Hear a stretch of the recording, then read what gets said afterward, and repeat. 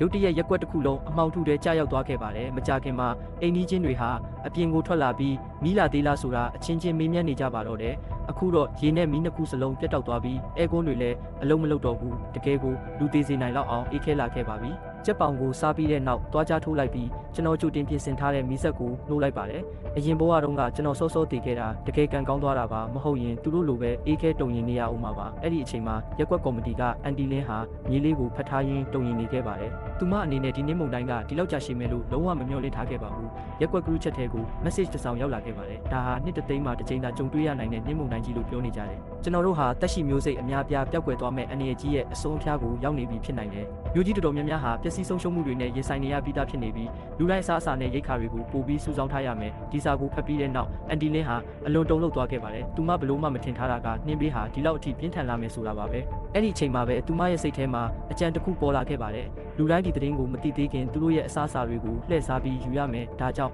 အန်တီလင်းကအိမ်ပိုင်ရှင် group chat ထဲမှာချက်ချင်းစာပို့လိုက်ပါတယ်အားလုံးစိတ်မကူကြပါနဲ့ဒီကက်ဘေးကယာယီပါပဲလက်ရှိမှာအလုပ်သမားတွေကရေနဲ့လျှက်စစ်ပြတ်တောက်မှုကိုပြုပြင်နေကြပါတယ်တာဝန်ရှိသူတွေကလည်းအမိန့်ထုတ်ပြန်ထားပြီးသားဖြစ်ပါတယ်ဒီအရေးပေါ်အခြေအနေကြောင့်ရက်ကွက်ကော်မတီကအိမ်ပိုင်ရှင်အားလုံးကိုတစုတစည်းတည်းစီမံခန့်ခွဲသွားမှာဖြစ်ပါတယ်ဘယ်သူမှဆိုပူးပေါင်းဆောင်ရွက်မှုမရှိရင်ရဲတပ်ဖွဲ့ကဖမ်းဆီးစစ်ဆေးသွားမှာပါဒီစာကိုမြင်လိုက်တာနဲ့ချန်ချန်းဟွာဟာမကျေနပ်မှုအပြည့်နဲ့ဆဲဆိုပါတော့တယ်လက်အောက်ငယ်သားတွေအများကြီးရှိပေမဲ့ရဲတပ်ဖွဲ့ကတော့သူမရင်ဆိုင်ရဲပါဘူးအဲ့ဒီအချိန်မှာအန်တီလင်းက group chat ထဲမှာဆက်ပြီးပြောလာခဲ့ပါတယ်ဒီနေ့မုန်တိုင်းကြီးကြောင့်လူတိုင်းရဲ့နေထိုင်မှုအပေါ်ပြင်းထန်စွာထိခိုက်မှုရှိနေတဲ့အတွက်ရက်ကွက်ကော်မတီကအိမ်ပိုင်ရှင်တယောက်ချင်းစီစီကရိတ်ခါတွေကိုစုဆောင်းပြီးတပြေးညီခွဲဝေပေးဖို့ဆုံးဖြတ်လိုက်ပါတယ်ဒါမှကျမတို့အားလုံးဒီအချက်တဲကိုအတူတကွကြော်ဖြတ်နိုင်မှာဖြစ်ပါတယ်ဒီစာကိုမြင်လိုက်တာနဲ့ကျွန်တော်မရေပဲမနေနိုင်တော့ပါဘူးဒါကအရင်ဘဝတုန်းကအသုံးပြုခဲ့တဲ့နီလန်ဟောင်းကြီးပဲမဟုတ်လားအဲ့ဒီနောက်အန်တီလင်းကကျွန်တော်စီကိုတီးတန့်စာပို့လာခဲ့ပါတယ်ရှမ်းချီရီမင်းကကိုတောင်မှာအလုပ်လုပ်တာဆိုတော့အစားအစာတွေအများကြီးစုဆောင်းထားမှာပဲမဟုတ်လားပြီးတော့အရင်တုန်းကလည်းကားသုံးစီးစာပစ္စည်းတွေဝယ်သွားတာငါကိုယ်တိုင်မြင်ခဲ့တယ်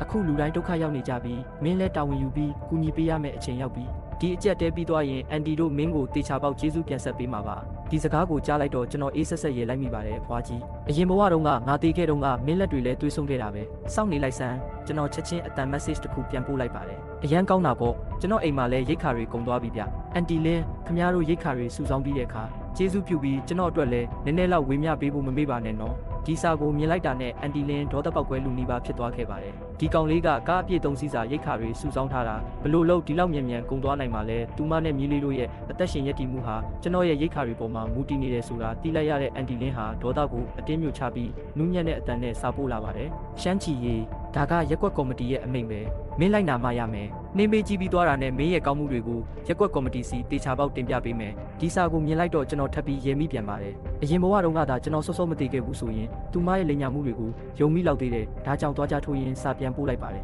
အန်တီကျွန်တော်လိမ်နေတာမဟုတ်ဘူးအိမ်မှာတကယ်စားစရာမရှိတော့ဘူးအန်တီပဲအရင်ဥဆောင်ပြီးခောက်ဆွဲချောက်ထုတ်နေနဲ့ပို့ပေးလိုက်ပါလားဒီစကားကိုကြားလိုက်တာနဲ့အန်တီလင်းဟာနောက်ထပ်သီးမခံနိုင်တော့ပဲဒေါသတကြီးပြန်អော်ပါတော့တယ်ရှမ်းချီမင်းရဲ့ရိတ်ခါတွေမပေးတာကရက်ကွက်ကော်မတီကိုစန့်ကျင်တာနဲ့အတူတူပဲမင်းကိုစီကမ်းပိုင်းဆိုင်ရာအရေးယူဖို့ရက်ကွက်ကော်မတီမှာတေချာပေါက်တိုင်ကြားမယ်ကျွန်တော်ကလှောင်ပြောင်ရင်းပြန်ပြောလိုက်ပါတယ်ခမ ्या ကရက်ကွက်ကော်မတီကိုကိုစားပြုတာလားအစိုးရဝန်ထမ်းတော့မဟုတ်ဘူးပြည်သူ့အဖွဲ့အစည်းဝန်ထမ်းဆိုတာပိုဝေးသေးတယ်မိုးပေါ်တက်ပြီးနှက်ဖြစ်ချင်နေတာလားပုံမှန်အချိန်တွေမှာဟန်ဆောင်တာကိစ္စမရှိဘူးဒါပေမဲ့အခြေအနေကဒီလောက်ဆိုးနေပြီကိုခမ ्या ကကိုဆရာကြီးလို့ထင်နေတော့ပဲလားဒီစကားကိုကြားလိုက်တာနဲ့အန်တီလင်းဟာဒေါသအရန်ထွက်သွားပြီးသူမရဲ့ဖုန်းကိုတော့မြေကြီးပေါ်ပစ်ခွဲလိုက်ပါတော့တယ်ဒီကောင်စုပ်လေးကငါ့ကိုဒီလိုပြန်ပြောရဲတယ်ပေါ့ဘာပဲဖြစ်ဖြစ်သူမဟာရက်ကွက်ထဲကခေါင်းဆောင်တယောက်လို့သူမကိုသူမသတ်မှတ်ထားသူပါကျွန်တော်စီကဘာမှမရနိုင်တော့တာနဲ့အန်တီလင်းဟာတခြားအိမ်ပိုင်ရှင်တွေဘက်ကိုလှည့်သွားပါတယ်ဘသူကိုလှည့်စားနိုင်လဲဆိုတာအရေးမကြီးဘူးလူနည်းနည်းလောက်လှည့်စားနိုင်ရင်တောင်ရပြီဒီလိုနဲ့နှစ်ရက်တာအချိန်ဟာလင်းမြန်စွာကုန်ဆုံးသွားခဲ့ပါတယ်အန်တီလင်းရဲ့ချုံမော်စကားတွေအောက်မှာအိမ်ပိုင်ရှင်တော်တော်များများဟာသူတို့ရဲ့ရိတ်ခါတွေကိုတကယ်ပဲသူမအိမ်စီပို့ပေးခဲ့ကြပါတယ်ဒီမြင်ကွင်းကိုကြည့်ရင်ကျွန်တော်စိတ်ထဲမှာရေမောလိုက်မိပါတယ်ဒီကဘာပြက်ကြီးထဲမှာလူကောင်းတယောက်ဖြစ်ချင်နေတာယူချင်းတစ်မျိုးပါပဲအခုချိန်မှာကဘာတဝမ်းလုံးဟာဖီယိုဖီရဲ့အခြေအနေတွေကိုကြားရောက်သွားခဲ့ပါပြီလုံလောက်တဲ့ရိတ်ခါမရှိရင်သူတို့အနေနဲ့တေးဖို့ကိုပဲစောင့်နေရတော့မှာပါမကြခင်မှာပဲအိမ်ပိုင်ရှင်တော်တော်များများဟာ group chat ထဲမှာအန်တီလင်းကိုတက်တွဲပြီးမေးလာကြပါတယ်ရိတ်ခါတွေကိုတန်းတူခွဲဝေပေးမယ်လို့ပြောခဲ့တာမဟုတ်ဘူးလားကျွန်တော်တို့အိမ်မှာစားစရာတွေကုန်သွားပြီအခုတော့ရိတ်ခါတွေကိုကျွန်တော်တို့စီနည်းနည်းလောက်စပြီးခွဲဝေပေးတော့လေဒါပေမဲ့အန်တီလင်းကတော့ဒီ message တွေကိုမြင်ပြီးမထီမဲ့မြင်ရေးလိုက်ပါတယ်အယူတစုပါပဲဒီရိတ်ခါတွေကိုငါရဲ့စူးစမ်းအထောက်မှုနဲ့ရလာတာဘလို့လို့ဒီလောက်လွယ်လွယ်နဲ့ပြန်ပေးနိုင်မှာလဲ အဲ့ဒီအချိန်မှာပဲသူမရဲ့ဖုန်းမိလာခဲ့ပါတယ်ခေါ်လာတဲ့သူကချန်ချန်းဟွာဖြစ်နေတာကိုမြင်လိုက်တာနဲ့သူမရဲ့နှပူပေါ်မှာချွေးတွေစီးလာပါတယ်သူငါစီဘာကိစ္စနဲ့ဖုန်းဆက်တာလဲတစ်ဖက်ကချန်ချန်းဟွာကအေးဆက်တဲ့အတန်နဲ့ပြောလာခဲ့ပါတယ်အန်တီလင်းခမ ्या နီလန်ကတကယ်အကြံကောင်းတာပဲလူတိုင်းရဲ့ရိတ်ခါတွေကိုလှည့်စားပြီးကိုယ့်အိမ်ထဲကိုတည်ထားနိုင်ခဲ့တယ်ဒီစကားကိုကြားလိုက်တော့အန်တီလင်းကအပြစ်ကင်းတယ်လို့ဟန်ဆောင်ပြီးဒါဟာရက်ကွက်ကော်မတီရဲ့စီစဉ်မှုဖြစ်ပြီးသူမကတာဝန်ထမ်းဆောင်နေုံသာဖြစ်တယ်လို့ပြောလာခဲ့ပါတယ်ချန်ချန်းဟွာက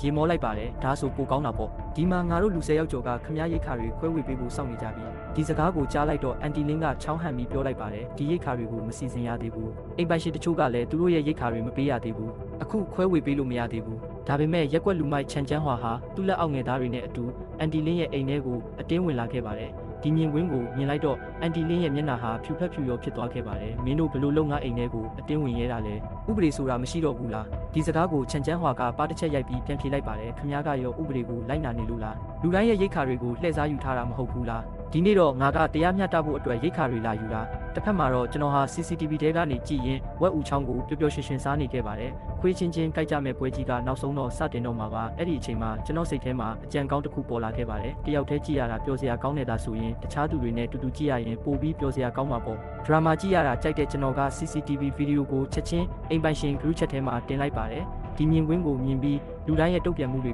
တေချာပေါက်စိတ်ဝင်စားစရာကောင်းမှပဲတစ်ဖက်မှာတော့ချန်ချန်းဟွာနဲ့သူ့လူတွေဟာအန်တီလင်းရဲ့အိမ်ထဲကိုထိုးဖောက်ဝင်ရောက်ပြီးသားဖြစ်နေခဲ့ပါတယ်သူ့လက်အောက်ငယ်သားတွေကိုလည်းအစားအစာအလုံးကိုတည်သွားဖို့တခုမှမကြံစေဖို့အမိန့်ပေးလိုက်ပါတယ်ဒီစကားကိုကြားလိုက်တာနဲ့အန်တီလင်းကအလင်းအမြန်ချန်ချန်းဟွာရဲ့ခြေထောက်ကိုဖက်တွယ်လိုက်ပါတယ်အကုန်လုံးယူသွားလို့မရဘူးဒီထဲမှာတချို့ရိတ်ခါတွေကငါကိုယ်တိုင်စုဆောင်းထားတာဒီရိတ်ခါတွေမရှိရင်ငါနဲ့ငါမြေးလေးဘလို့အသက်ရှင်ရမှာလဲချန်ချန်းဟွာကရေးလိုက်ပါတယ်အဲ့ဒါငါနဲ့မှမဆိုင်တာထဲဆန်းအဲ့ဒီလိုပြောပြီးသူကအန်တီလင်းကိုခြေထောက်နဲ့ကန်ထုတ်လိုက်ပါတော့တယ်အန်တီလင်းရဲ့မြေးလေးဟာဒီမြင်ကွင်းကိုမြင်လိုက်ရပြီးကြောက်လန့်နေပါတယ်ပြီးတော့သူကအဖွားအတွက်လက်စားချေဖို့ဓာတ်အသေးလေးတစ်ချောင်းကိုကောက်ယူလိုက်ပါတယ်မထင်မှတ်ပဲသူဟာဆန်ရွှေလို့ခေါ်တဲ့လူမိုက်တစ်ယောက်ရဲ့ဖင်ကိုထိုးမိသွားပါတယ်ပြင်းထန်တဲ့နာကျင်မှုကြောင့်ဆန်ရွှေဟာပစ္စည်းတည်နေတာကိုတော့မေ့သွားပြီးကလေးလေးကိုခြေထောက်နဲ့ကန်ထုတ်လိုက်ပါတယ်ဒီမြင်ကွင်းကိုမြင်လိုက်တော့တခြားလူမိုက်တွေကဝိုင်းပြီးရေမောကြပါတော့တယ်ဆန်ရွှေကဘယ်တော့မှကန်တက်သွားတာလဲဒီကောင်စုပ်လေးကိုတော့အဝေးကြီးကန်နိုင်တယ်တင်မားကအရန်နာနေပေမဲ့ဆန်ရွှေကတော့ဟန်ဆောင်ပြီးပြောလိုက်ပါတယ်ငါဘယ်လောက်မိုက်လဲကြည့်ဟုတ်တယ်မလားတယောက်ယောက်ဗီဒီယိုတောင်ရိုက်ထားတင်တယ်အန်တီလင်းဟာမြေးလေးရှိမှလဲကျသွားပြီးအော်ငိုလိုက်ပါတယ်ကလေးကြီးငါချစ်မြေးလေး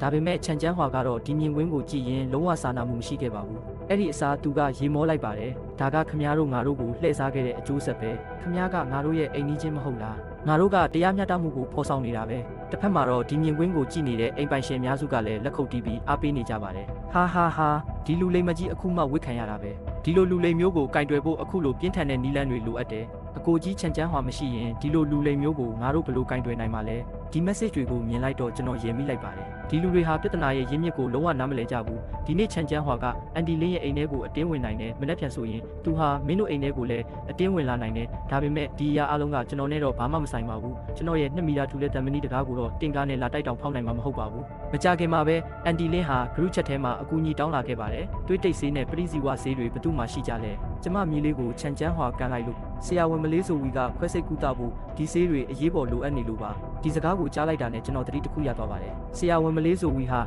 အရင်ဘဝတုန်းကလူတွေကိုကယ်တင်ပေးခဲ့တဲ့ကယ်တင်ရှင်တယောက်လိုဖြစ်ခဲ့ပါတယ်ကံကောင်းစွာနဲ့အခုချိန်မှာတော့အိမ်ကြီးချင်းဆရာဝန်မလေးဆိုဝီရှိနေသေးတာကြောင့်အန်တီလင်းရဲ့မြေးလေးတက်ကိုယာယီကယ်တင်နိုင်သေးပါတယ်အဲ့ဒီအချိန်မှာအန်တီလင်းဟာအိမ်ပိုင်ရှင် group chat ထဲမှာဆေးဝါးတွေအတွက်အဆက်မပြတ်တောင်းနေပါတယ်ဆေးပေးနိုင်တဲ့သူဘယ်သူမဆိုသူမအနေနဲ့ဒူးထောက်ကန်တော့ပြီးကျေးဇူးတင်မယ်လို့တောင်ကတိပေးခဲ့ပါတယ်ဒါပေမဲ့ဒီစကားတွေကအိမ်ပိုင်ရှင်အများစုရဲ့လှောင်ပြောင်မှုကိုသာရရှိခဲ့ပါတယ် group chat ထဲမှာဒူးထောက်တောင်းပန်နေတာလားဆရာဝန်မလေးဆိုဝီလို့စိတ်ကောင်းရှိတဲ့အလှမယ်လေးကခမ ्या မြေးကိုကယ်တင်ပေးနေပြီမဟုတ်လားငါတို့ကဘာလို့ထပ်ပြီးကူညီရမှာလဲငါတို့ရဲ့ရိတ်ခါတွေကိုလိမ်ပြီးယူထားပြီးသားအခုထိအကူအညီတောင်းရသေးတယ်ပေါ့ဒီမြင်ကွင်းကိုမြင်လိုက်တော့ကျွန်တော်တက်ပြင်းချလိုက်မိပါတယ်ဒါဟာအန်တီလင်းအတွက်ဝတ်ပြန်လဲတာပဲကိုဆိုးတာကနှင်းမုန်တိုင်းကြီးဟာတပတ်ကျော်ဆက်တိုက်ခတ်နေခဲ့ပြီးအပြင်မှာလည်းဘယ်သူမှအလုံးမလုပ်တော့ပါဘူးကလေးကိုကယ်တင်နိုင်နေဆိုရင်တော့အစားအစာမရှိပဲလူတိုင်းဘလောက်ကြကြအသက်ရှင်နိုင်မှာလဲအဲ့ဒီအချိန်မှာရက်ကွက်အပြင်ဘက်ကနှင်းထုဟာပထမထက်အမြင့်နီးပါးအထိဖုံးလွှမ်းသွားခဲ့ပါပြီလူတော်တော်များများကလည်းသတင်းတွေထဲကနေသိရှိထားကြပြီးဖြစ်ပါတယ်ဒါဟာနှစ်တသိန်းမှာတစ်ကြိမ်သာဖြစ်ပေါ်တတ်တဲ့ကမ္ဘာလုံးဆိုင်ရာနှင်းမုန်တိုင်းကြီးဖြစ်တယ်ဆိုတာပါပဲဒီနှင်းပေးကြီးကနောက်ဆုံးဘလို့အခြေအနေထိဆိုးရွားသွားမယ်ဆိုတာဘယ်သူမှမသိကြပါဘူးမကြခင်မှာပဲနောက်ထပ်တစ်ပတ်ဟာမျက်စိတမိတ်တွင်ကုံဆုံးသွားခဲ့ပါတယ်